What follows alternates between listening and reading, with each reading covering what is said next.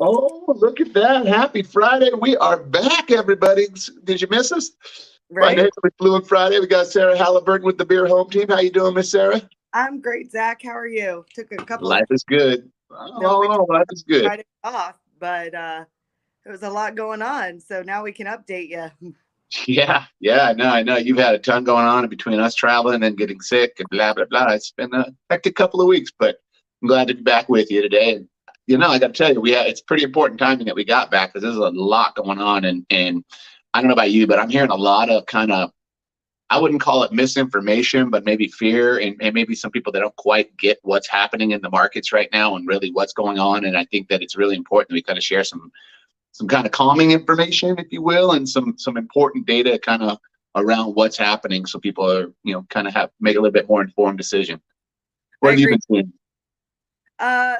There's a lot of misinformation, and there's a lot of interesting mindsets in the market right now. I think on both the buyer and the seller sides. Um, Also, the investor side is pretty funny, also, but the mindset of well, there. Let's talk about the facts, Zach. Right? Let's keep it easy.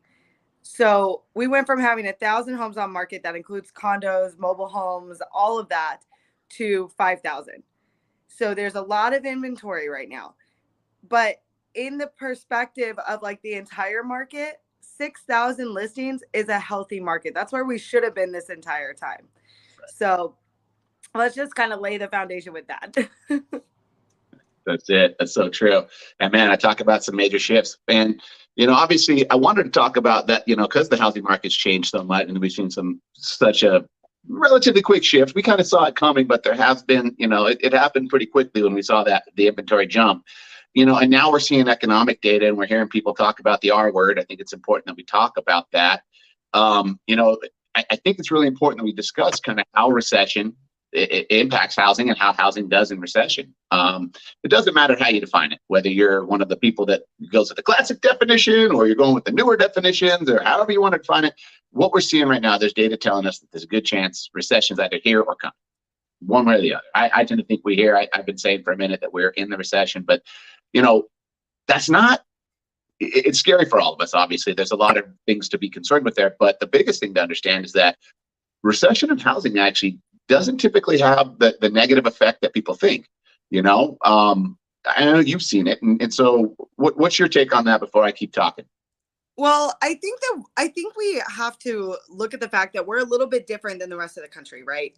I posted this morning an article from Apple that they just bought 46 acres here in San Diego, and they're going to put a massive compound for like 5,000 employees. Okay, so typically the terms that are correlative to a recession is unemployment, loss of jobs, those types of things. A lot of credit card debt because people are leveraging their credit, so I think we need to be mindful of that, absolutely. But the other thing I think is that the San Diego market is so diversified.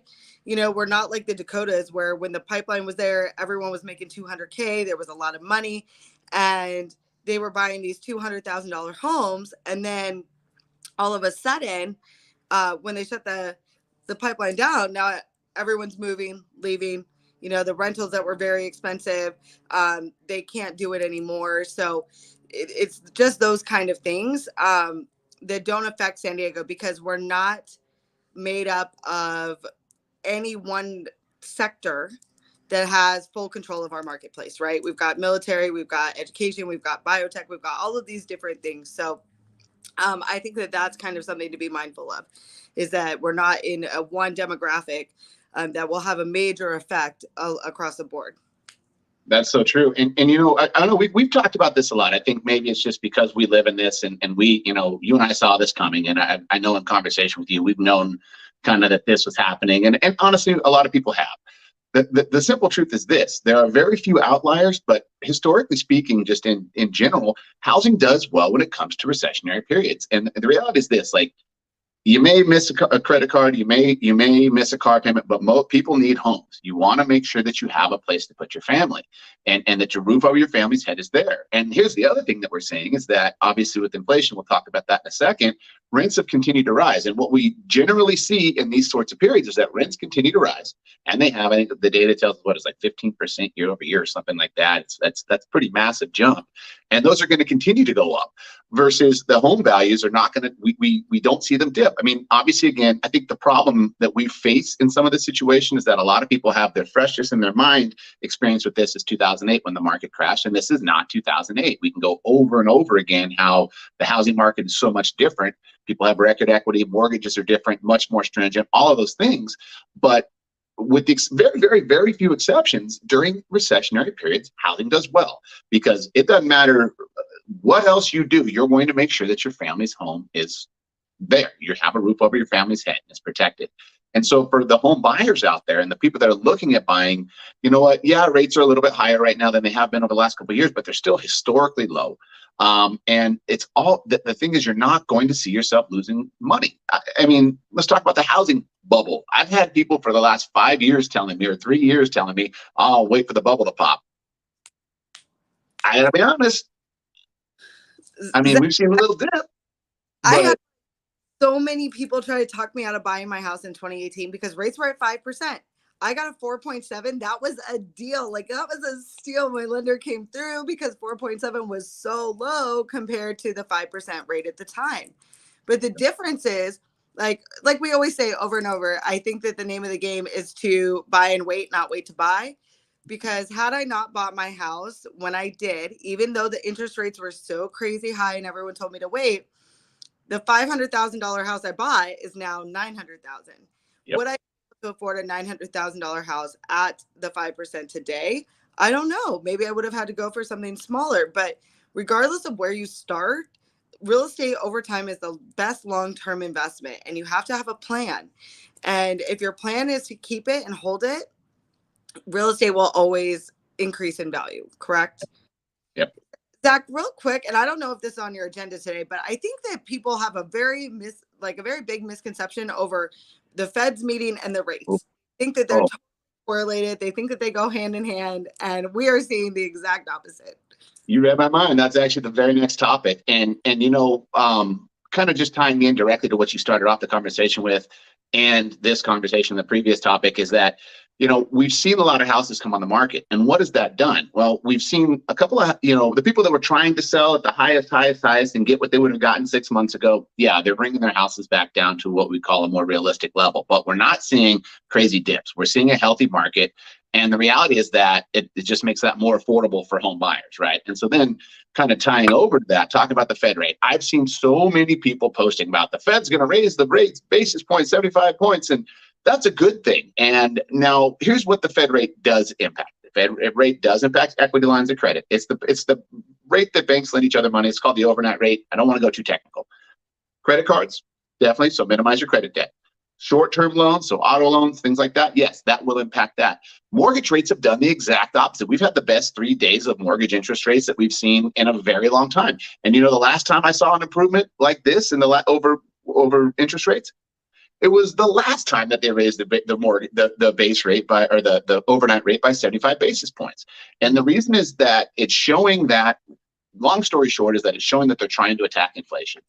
I've been one that's been screaming and yelling and nobody listens to me, so it's okay. But they should have been this aggressive from the beginning as far as the Fed goes. They're trying to, they call it engineer a soft landing, blah, blah, blah. If they would have been a little more aggressive, maybe we wouldn't be facing some of the recessionary conversation we're having. But, you know, it is what it is. The bottom line is that now what we're seeing is mortgage rates have calmed down in a way that is really refreshing. I've got clients getting in at rates that didn't exist a month ago, didn't exist 2 months ago, 3 months ago, Lord forbid. And when rates started doing that crazy increase at the beginning of the year, you know, right around February, late January, we're back down kind of towards getting, I won't say that level, but we're down to the calming level. And then I know you've talked about this before, when you get to a point where right now it actually does make sense to buy points or potentially negotiate the seller to buy the points, you know, you can get to a point where the rate's still very realistic. We were looking at a purchase where honestly not the greatest credit. I think 660 credit, but had 20% down or 30% down, and with buying points, it can get down to a 4.25. That's pretty darn good. The rate by itself, I think, was like a 4.8. I think something that a lot of people forget is the rate's not forever, right? Like, I mean, it's fixed at that rate forever, but if rates go down, then you can refi and you can put yourself in a better position. So when you're looking at the home and you're looking at the cost of the home and the rate and this and that, the bottom line for me and what I tell my clients is, can you afford it? If you can afford it, absolutely buy it. Now, if you can't afford it and you're going to be house rich, cash poor, that's a different story. But if you can afford it, buy the house. And, I'm looking at there's rents around our neighborhood for a 4-bedroom house, 1,500 square feet at 3,500. You know what I mean? And that's pretty massive, even potentially 3,600, depending on the house around here. And I got to tell you, that's not that much different than a mortgage payment would be, and well, after you get the tax credits of the mortgage, that plays a factor too, because all of a sudden now you're in a tax bracket. Some people. Yeah, absolutely. I mean, you get to write off the interest. There's so many different benefits there. And so, and then there's the other thing that you don't have to worry about it changing, because realistically, landlords can bump their rent 5% every year. And on the same tenant, they could theoretically do that. Some will, some won't, just depends on the landlord. But what we're seeing and what the data tells us is that realistically, during these types of periods, economically speaking, rents move because the rents have to catch up with everything else. That's just the bottom line. They want to make sure that they're paying the bills, and the landlords want to make sure that they're not paying out of pocket. So they're going to make sure that those rents go up. And I've talked to a ton of buyers and potential buyers that have seen that happen. And so, you're going to protect your payment. Like you said, the rate will eventually drop again. It's a cycle. We've seen it many, many, many times. The rates go up, the rates go down. And you and I have the same tact on that. If the payment makes sense, if it's something you can make happen and you can do it comfortably, maybe you have one less Starbucks, or you kind of tighten up on a few other things as well. I think that's happening a lot anyway right now. It's still a darn good time to purchase. And so the biggest thing, though, is don't buy into the hype with the Fed rate thing. The Fed rate will impact a lot of things. It will definitely impact credit cards. I always say don't carry a lot of credit card debt. I hate auto loans. I think they're a horrible debt. I've always believed that because it's a depreciating asset. But some people, you do what you got to do there. It's short-term loans. Those are what it's going to impact. But when it comes down to housing, it has absolutely almost the opposite effect.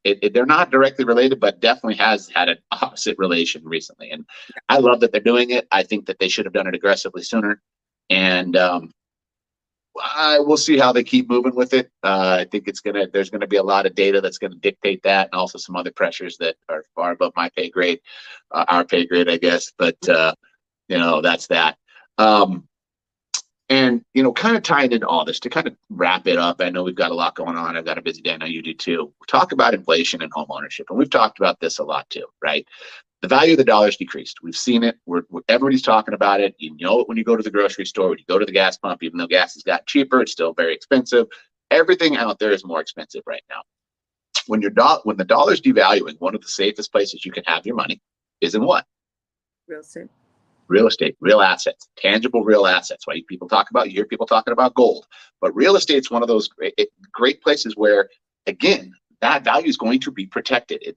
Barring a market crash, which we won't see because of all the things we've talked about previously, you're going to protect the value of your dollar. You're going to protect that money. That same dollar that you put in there is going to be there when the time comes. If you need to get cash out, if you want to buy another property, it's not going to be doing anything sitting in the bank where it's just continually dipping and dipping and dipping and losing value. Well, and not only that, Zach, but I think the illustrative point on this too is like, look at the stock market, look at crypto, look at all of the people pulling their money out of that. I think, and this is a topic for a whole nother day, but I think that the biggest myth is like that your retirement's safe in a 401k. That too fluctuates, so these people that are giving this financial advice in the news and where to put your money, the sad part is a lot of the news is a couple months behind, right? Yeah. So yesterday's news, that's what they're tracking. The numbers that they're giving you are June's numbers. We're in August, so there's a lot of things that you need to be aware of. And at the end of the day, and if I talk to a lot of old people that sell their house, older, okay, so we're talking retirees that are now going into like a 55 and up, or they're going into a smaller place. They've owned their home for 30 years. They bought it for 50 grand. It's now worth $1 million.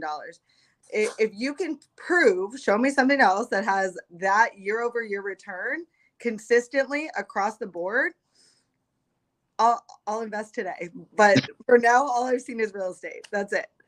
Yeah, no, that's it. I mean, and so that, I caveat here, I'm not a financial advisor, I'm a mortgage advisor, I know my things, but yeah, like that simple truth is that I've watched people's 401ks dwindle. I know someone very, close to me that's looking to purchase a home and that was going to utilize an asset they'd had from a job, a 401k asset, and it's taken some big hits recently.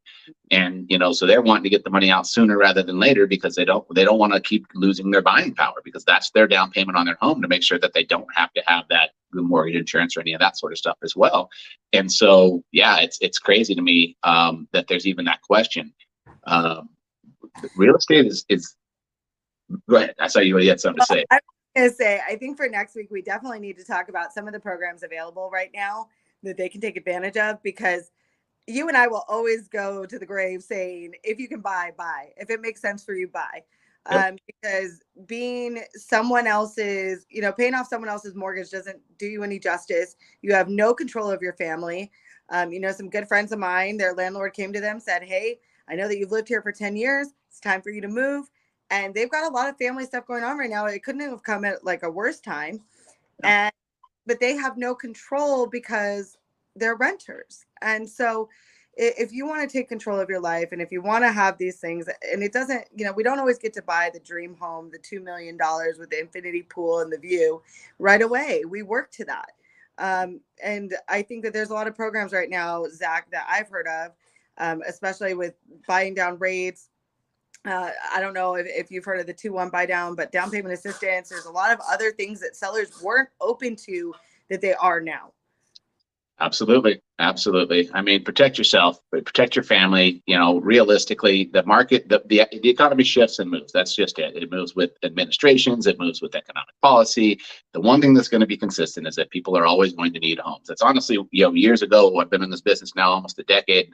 And the reason why I got into this business was that I knew that regardless of anything, people will always need a home. And there's always, and I've seen the ups and downs. I watched my parents lost their home, and but the reality is, had they been able to hold on to that home, they would have walked away up on the home. It was just one of those situations that the reality is that people that held on to their homes in 2008 and that were able to, that didn't go crazy and over leverage it and weren't in a position where they had those ugly, predatory loans. The people that held on to them still have great properties and still have an asset that's worth, that's definitely, like you said, had the return. So, that's our 10 cents today. Sarah, I appreciate you jumping on. I think it's really important that we hit home that there's 1 second. Oh, there we go. There's a lot of fear. You'll hear a lot of people preaching fear, and there's a lot of people that are concerned with the economy and all of those sorts of things. And it comes down to this: what can you afford safely? What can you put your family into to make sure that you don't have to worry about changes or somebody pulling the rug out from under you like your clients and friends did? Don't over leverage yourself. It might, like you said, it might not be the infinity pool, it might not be the $1 million home, but it will be a home for you and your family. And that is something that's so important, especially going through what we're going to be, what we're seeing in the economy right now. Totally agree. So catch us next time. We'll talk about programs. We'll talk about different things that can help you start your journey. And we'll talk about what's new, because I'm sure there'll be some new reports. Seeing it's the end of the month, we'll probably get May news or July news or something. So, yeah. Happy Friday, Sarah. Happy Friday, Zach. Yeah. Oh, hit the button. Oh, good luck.